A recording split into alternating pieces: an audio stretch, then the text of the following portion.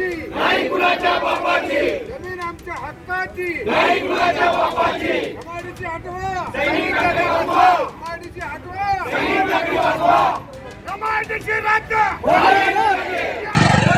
भारत माता की जय. भारत माता की जय. भारत माता की जय. भारत माता की जय. एमआयडीसी रद्द, झालीच पाहिजे, एमआयडीसी रद्द. झालीच पाहिजे. टाकळीच्या प्रस्तावित MIDC बद्दल आम्ही 2023 पासून त्या ठिकाणी आमच्या माजी सैनिकांच्या मागण्या असतील, पूरग्रस्त नागरिकांच्या मागण्यासंदर्भात त्या MIDCला आम्ही विरोध करतोय. पण स्थानिक आमदार राजेंद्र पाटील यड्रावकर हे त्या ठिकाणी मी MIDC करणारच असं त्यांचा अट्टास आहे. आणि या संदर्भात आम्ही गेली 2 महिने आंदोलन करतोय. मागच्या वेळी सुद्धा आता काल परवा दिवशी आम्ही त्या ठिकाणी पायी चालत त्यांच्या कार्यालयावर ते विचारण्यासाठी आम्ही चाललो होतो की बाबा जनमत विरोधात असताना तुम्ही काय आमच्यावर MIDC लादताय. तर त्यावेळी आमच्या माजी सैनिकांना असेल मारहाण झाली, त्या ठिकाणी शेतकऱ्यांना मारहाण झाली, राष्ट्रध्वजाचा अवमान झाला. या सगळ्या गोष्टीचं तिने आजपर्यंत माफी किंवा प्रायश्चित घेतलेलं नाही की बाबा माझ्याकडून ती उल्लडबाजी झाली असेल किंवा प्रशासनानं सुद्धा त्या ठिकाणी त्यांच्यावर कडक गुन्हे घालायला पाहिजे होते. पण यड्रावकर साहेबांना त्या ठिकाणी आरोपी केलेलं नाही. कलमंसुद्धा शिथिल घातलेले आहेत, अजून त्यांना अटक झालेली नाही त्या आरोपींना सुद्धा. आणि आम्ही जी MIDCची प्रक्रिया म्हणतोय की बाबा त्याच्यामध्ये वरिष्ठ स्तरावर किंवा मंत्रालय स्तरावर बैठक लागली पाहिजे, ते सुद्धा मागणं गेली 2 महिने आम्ही घेऊन मागतोय की एक बैठक घ्या, काय प्रक्रिया चुकीची आहे आणि बरोबर आहे तिथं ठरल.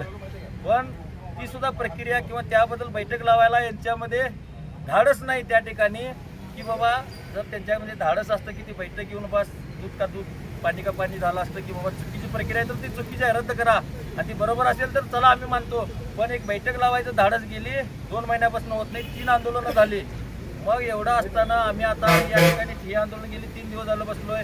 प्रशासनानं कुठलीही दखल घेतली. त्यामुळे आम्ही 15 ऑगस्ट रोजी आमच्या सगळ्या माजी सैनिक असतील, पूरग्रस्त नागरिक असतील, सगळ्या समविचारी संघटना पक्ष यांच्यासह आम्ही इथून तहसील कार्यालयावर जाणार आणि आमच्या गावकरी जे सगळे असतील ते पण तहसील कार्यालयावर जाणार.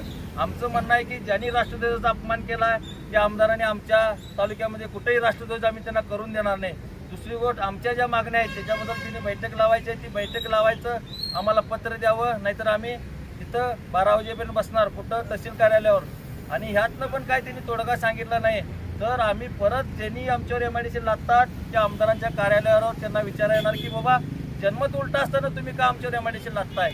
माजी सैनिक सांगायला, पूरग्रस्त नागरिक सांगायला ते तुम्ही का ऐकत नाही. तुम्ही लोकप्रतिनिधी आहे काय मग हुकुमशाह आहे, याचं उत्तर तिने त्या ठिकाणी द्यायचं.